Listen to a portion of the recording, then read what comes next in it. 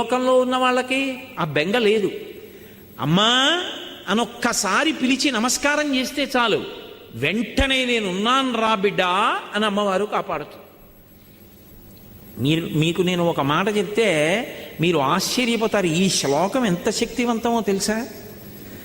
మీరు తప్పించుకోలేనంత పెద్ద ఉపద్రవం వెంట తరిమేస్తుంటే వెనకాతల ఏం చెయ్యాలో తెలియనప్పుడు ఈ శ్లోకం జరిగితే చాలా రక్షిస్తుంది అమ్మవారు.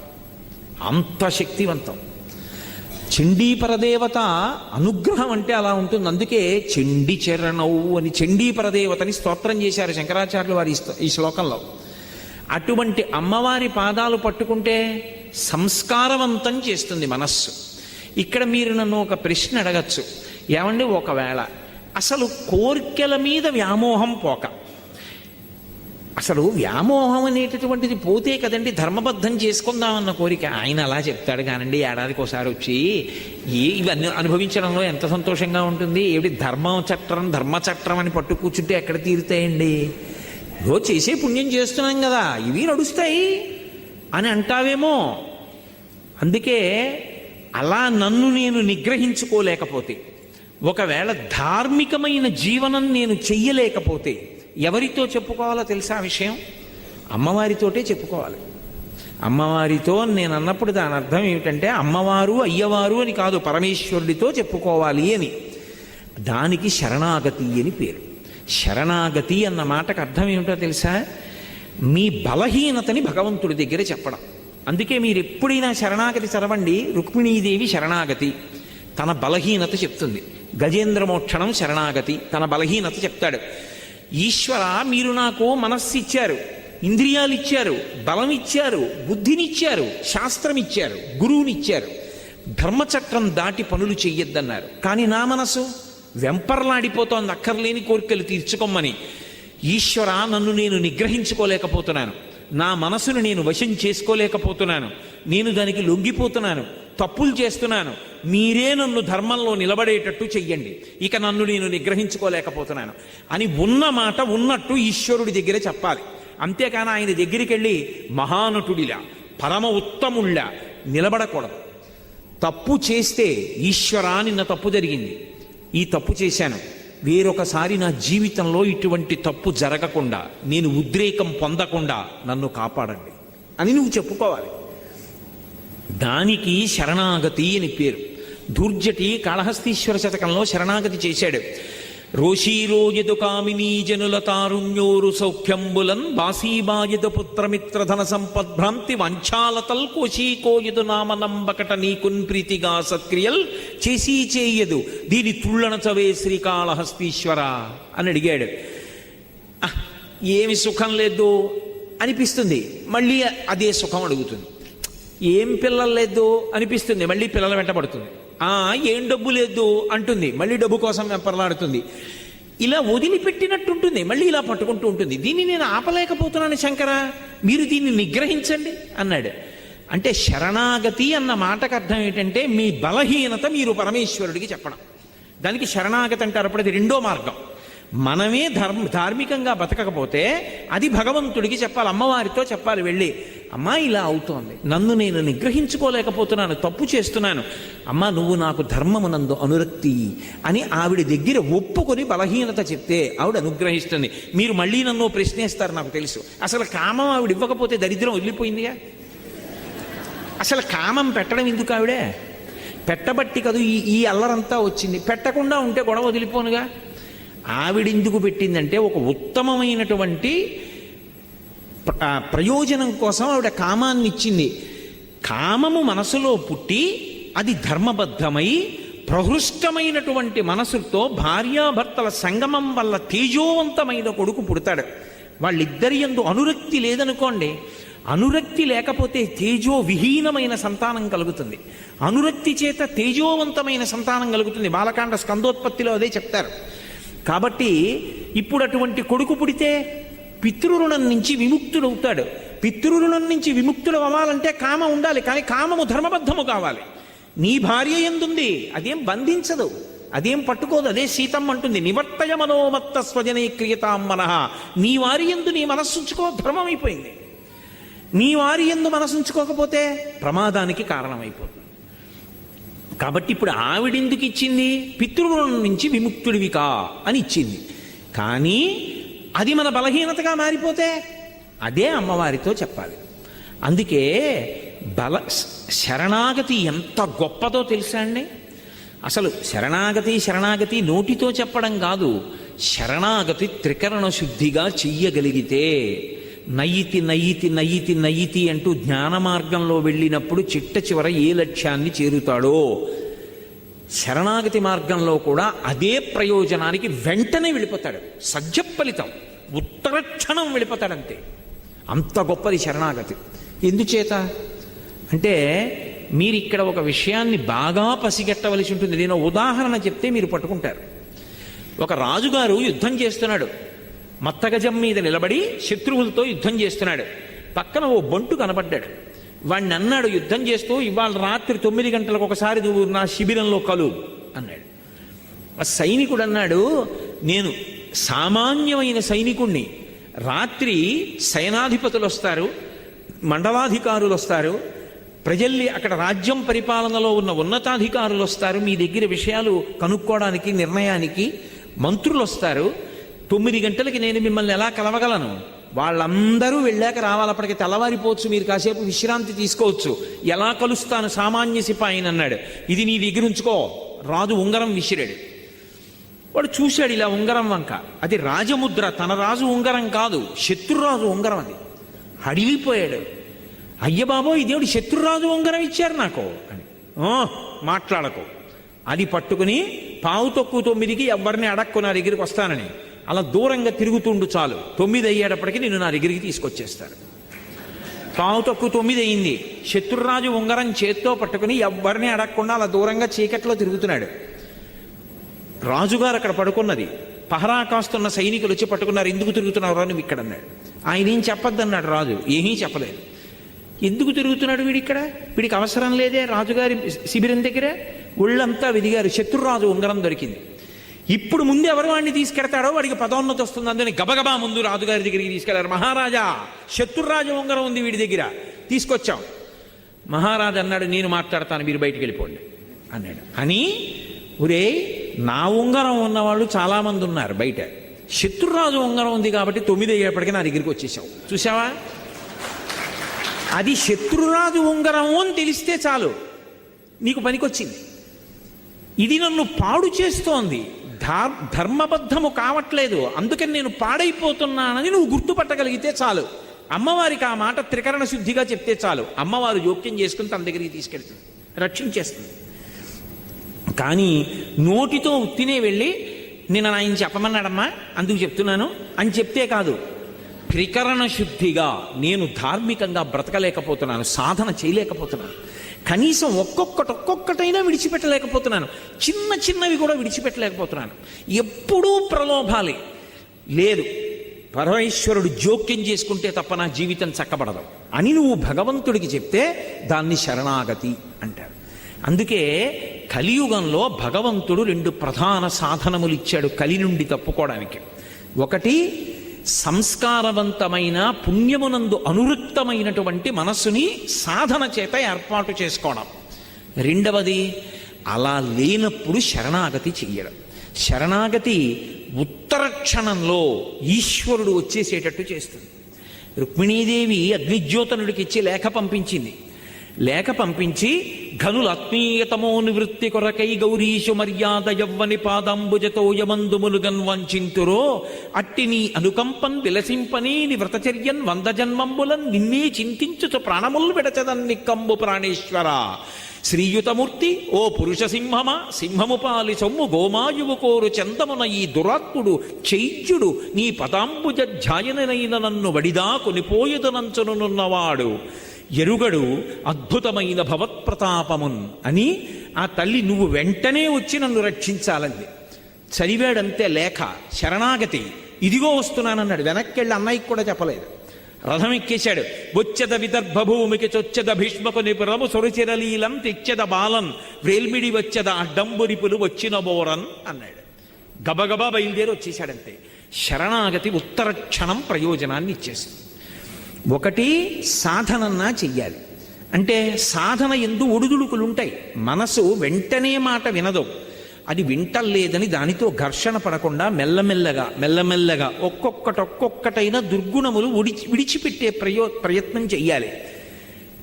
అసలు నేను ఏమీ చేయలేకపోతున్నాను అనుకుంటే ఆ విషయం భగవంతుడికి చెప్పాలి. అది శరణాగతి. ఇప్పుడు సంసాధన అన్న మాటకు అర్థం ఏమిటంటే మనసుని సంస్కారవంతం చేసుకోవడం. మీకు నేను ఇందాక చెప్పా, పునర్జన్మ దాని మీదే ఆధారపడుతుంది అని. అదే ఓ రామాయణం గురించో, భాగవతం గురించో, భారతం గురించో, మహాత్ములైనటువంటి గురువుల గురించో ఆలోచిస్తూ వెళ్ళిపోయాడు అనుకోండి, ఉత్తర జన్మలో మళ్ళీ గొప్ప విద్వాంసుడై పుడతాడు. తండ్రి దగ్గర చక్కగా అభ్యాసం చేసి అనుష్ఠానం చేసి పరమేశ్వరుడు యందు చేరుతాడు. మంచి జన్మ రావాలంటే మనసు సంస్కారవంతము కావాలి. సంస్కారము మనసుకి కలగాలంటే 5 ఇంద్రియముల గుండా లోపలికి మీరేం తీసుకుంటున్నారన్న దాన్ని బట్టి మనసు సంస్కారం పొందుతుంది. నేను చాలా గంభీరమైన విషయాన్ని ప్రస్తావిస్తున్నాను, మీరు చాలా జాగ్రత్తగా పట్టుకోవాల్సి ఉంటుంది దీన్ని. నేను ఒక మొక్క వేశాను అనుకోండి, ఆ మొక్క బ్రతకాలి అంటే అబ్బా దొరికిందండి మొక్క, నాకు దాని మీద ఎంత ప్రేమో అని తీసుకొచ్చి మా పడగదిలో పెట్టాను అనుకోండి, దానికి వెలుతురు ఎక్కడి నుంచి వస్తుంది? 2 రోజు చచ్చిపోతుంది. అది దాని మీద నాకు ప్రేమ ఉండి అది వర్ధిల్లాలంటే దానికి నీళ్లు పొయ్యాలి, సూర్యరశ్మి తగలాలి, మేకలు తినేయకూడదు, చీడ పట్టకూడదు, పురుగులు పట్టకూడదు, కాపాడుకోవాలా వద్దా? అప్పుడైనా అది పెద్ద చెట్టు అవుతుంది.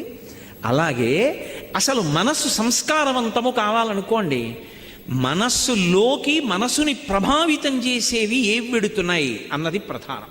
ఇది సాధన. నీకిచ్చిన జ్ఞానేంద్రియములు 5 గుండా లోపలికి వెడుతూ ఉంటాయి విషయములు, అవి ప్రభావితం చేస్తాయి మనసుని. నేను కంటితో ఏది చూస్తున్నానో మనసు దాన్ని పట్టుకుంటుంది. అందుకే ధ్యానంలో దీపం వంక చూడండి అంటారు. దేన్ని పట్టుకోవడమైనా కష్టమేమో కానీ దీపం వంక అలా చూశాననుకోండి, ఒక్క క్షణం దీపశిఖ ఇలా వెలుగుతూ ఉంటుంది. కళ్ళు మూసుకున్నాను అనుకోండి, కళ్ళ ముందు కదులుతూ దీపశిఖ కనపడుతుంది. నేను ఏది చూస్తున్నానో అది నా మనసుని ప్రభావితం చేస్తుంది. నేను మీకు ఒక ఉదాహరణ చెప్తాను.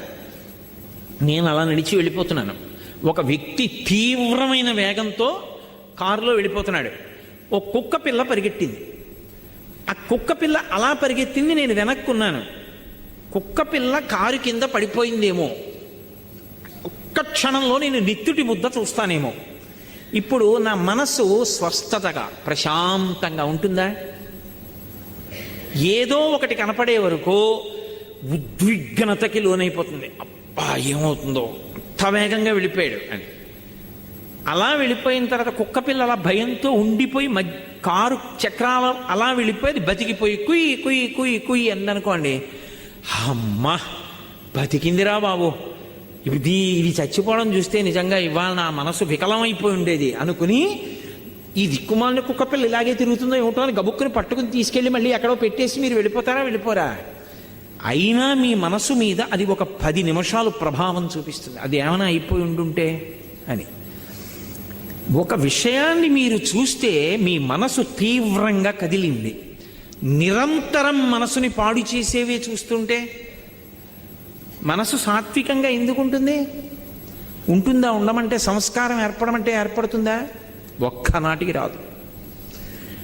అలాగే చెవులు. అందుకే వేదం ఇప్పుడు ఏం చెప్తుండంటే ఈ 5 జ్ఞానేంద్రియములు భగవత్పరములగుగాక అని అడుగుతుంది. చెవి వెంట అస్తమానం వినకూడనివే. అన్ని విన్న తర్వాత మనసు దేని గురించి ఆలోచిస్తుంది? అవే ఆలోచిస్తుంది. వాసన ఏది రెచ్చగొడుతుందో, ఏది రజోగుణాన్ని కల్పిస్తుందో అవే వాసన చూస్తున్నాడు. మనస్సు తీవ్రంగా కదలకుండా ఎలా నిలబడుతుంది? తినకూడనివి తింటున్నాడు. మనసు వ్యగ్రతతో ఉండకుండా ఎలా ఉంటుంది? ముట్టుకోకూడనివి ముట్టుకుంటున్నాడు. మనసు వ్యగ్రత పొందకుండా ఎలా ఉంటుంది? ఇప్పుడు మనసు సంస్కారవంతం కావాలి అని చెప్తున్నాయా, చాలా మంచిగా ఉండండి అని చెప్పి కంటి నుంచి లోపలికి వెళ్ళకూడనివి, చెవి నుండి లోపలికి వెళ్ళకూడనివి, అన్నీ లోపలికి పంపిస్తున్నావు, మనసు ప్రశాంతంగా ఉండు అంటే ఉంటుందా నాకు చెప్పండి. మీకు నేను ఒక కుక్క పిల్ల ఉదాహరణ చూపించా. కుక్క పిల్లకే అంత కదిలిపోతే ఎంత తీవ్రమైన ప్రభావం ఉంటుంది మనిషి మనసు మీద. సంస్కారవంతము కానటువంటి మనసు నుండి పుణ్యకర్మ రాదు. అసలు పుణ్యకర్మ చేశాడు అంటే దానికి వెనక ఒక అంకురం ఉంది. అంకురానికి ముందు విత్తనం ఉంది. బీజస్యాం తరివంకురో జగదిదం ప్రాంగ్ నిర్వికల్పం పునః మాయా కల్పిత దేశ కాల కలన వైచిత్ర చిత్రీకృతం అంటారు శంకరాచార్యులు వారు దక్షిణామూర్తి స్తోత్రంలో. అసలు విత్తనం ఉంటే కదా అంకురం రావడం, అంకురం వస్తే కదా చెట్టు అవ్వడం, అసలు సంస్కారం ఉంటే కదా మంచి ఆలోచన రావడం. సంస్కారం మనసులో లేదనుకోండి, అది పైశాచికానందాన్ని పొందడం మొదలు పెడుతుంది. ఎవడో బాధపడుతుంటే వీడు సంతోషిస్తూ ఉంటాడు. మంచి పని చేద్దాం, మంచి పని చేద్దాం, ఎవరికన్నా ఉపయోగపడదాం, ఎవరైనా సంతోషపడితే మనం చూద్దాం అన్న ఆనందం ఒకటి మనసులోంచి ఉద్భుతము కావాలి అంటే ఏది ముందు లోపలికి వెళ్ళాలి? మంచి విషయాలు లోపలికి వెళ్ళాలి. మంచి విషయాలు లోపలికి వెళ్ళాయి అనుకోండి, మంచి సంస్కారం ఏర్పడుతుంది. మహాత్మా గాంధీ గారు రైలు పెట్టే చివర నిలబడ్డారు, రైలు వెళ్ళిపోతుంది. అకస్మాత్తుగా ఆయన చెప్పు జారిపోయింది ఒక ఆల్ది, వెంటనే రెండో చెప్పు వదిలేశారు. పక్కనున్నవాడు అన్నాడు, అది రెండో చెప్పు వదిలేశారు ఎందుకన్నాడు.